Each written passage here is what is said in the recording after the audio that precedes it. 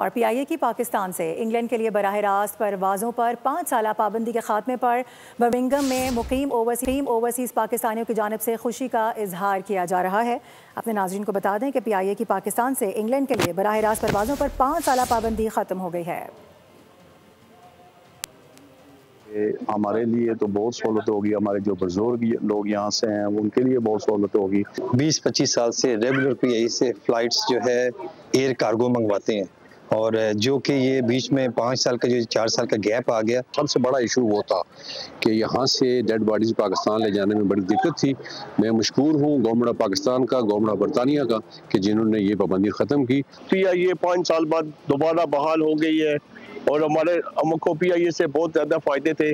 Direct flight है, price भी उसकी बहुत अच्छी है, टाइम की बहुत ज़्यादा सेविंग हो जाती है, साथ में आपको एक इकोनॉमिकली भी बहुत सूट करता है और बंदा डायरेक्ट पहुँच जाता है।